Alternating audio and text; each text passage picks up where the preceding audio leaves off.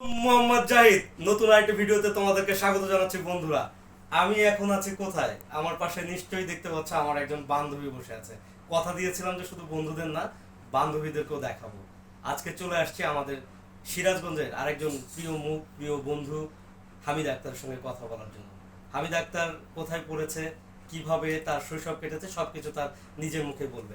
হামিদা, কেমন আছো তুমি প্রথমে? আর সেকেন্ড কল হলো যে তুমি তো জানো যে আমরা 95 আগামী 25শে ডিসেম্বর একটি মহামিলন মেলা করতে যাচ্ছি। এই পুরো ব্যাপারটা নিয়ে আমার এই হ্যালো 95, এই হ্যালো 95 এর ব্যানারে তুমি সেই মিলন মেলার সম্বন্ধে এবং তোমার পুরনো স্মৃতিগুলো আমার ক্যামেরায় তুলে ধরবো।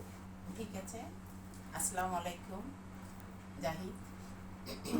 হ্যালো বন্ধুরা, কেমন আছো? আলহামদুলিল্লাহ আমি ভালো আছি।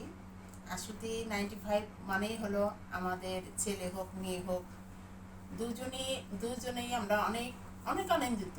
মানে 95 যেখানে শুনি সেখানে আমরা ছুটে যাই।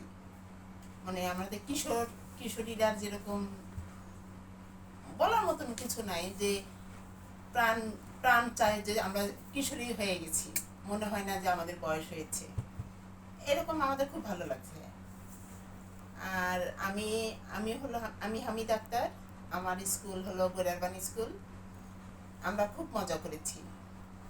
যখন গেছি দেখছি যে বৃষ্টি আসছে, মাঠের মধ্যে পানি, স্যার ম্যাডামদেরকে ফাঁকি দিয়ে কেমন করে ওই পানির মধ্যে নামবো, এরকম করছি। যখন লাইন বেল হয়েছে, আজকে করবো না লাইন বেল, চলে গেছি বাথরুমে, তারপরে দপ্তর দিদির রুমে চুপ করে থাকছি। আমাদের নিপুণ স্যার। আমি একটু একটু একটু থামিয়ে দিচ্ছি যে আমরা শুধু মনে করতাম যে ছেলেরাই আসলে একটু দুষ্ট প্রকৃতির, আসলে তা না, কিন্তু আমাদের বান্ধবীরাও কিন্তু একটু দুষ্ট ছিল। তাতে কিন্তু তার কথাতে কিন্তু সেটা স্পষ্ট বোঝা যাচ্ছে। সরি, ওর কথাতে কিন্তু সেটা খুব স্পষ্ট আমরা বুঝতে পারছি। আরো আড্ডা দিব, চলুন কথা শুনবো আমরা হামিদা।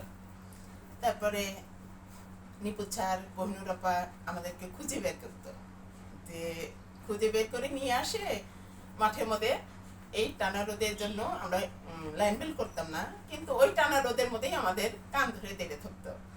তখন বুঝি কি এই ঘন্টা থেকে ওই ঘন্টাই ভালো লাগছে, লাইন বেল করে চলে যাবো রুমে। কিন্তু দেখা গেছে খুঁজে নিয়ে আসে আমাদের আরো কষ্টটা বেশি হয়েছে। তারপরে গাছে আম আছে, আমি গাছে উঠতে পারিনি, কিন্তু বান্ধবীকে উৎসাহ দিছি কেমন করে তোরা উঠবি, আম খাবি। একদিন নিপু স্যার কাছে এটা কি তোমরা ঠিক করতেছো? তখন কোহিনুর আপা কইতেছে মানে বেশি তোমরা দুষ্টু হয়ে গেছো। আমরা কিছু বলিনি। স্যার এখন খাবো না, কখন খাবো? আমগুলো তো পেকে যাচ্ছে, আমাদের দেখে চেয়ে আছে কখন আমরা পারবো, কখন লবণ দিয়ে খাবো, ঝাল দিয়ে খাবো। আমরা তো বাসা থেকে লবণ ঝাল নিয়ে গেছি, নিয়ে যে আম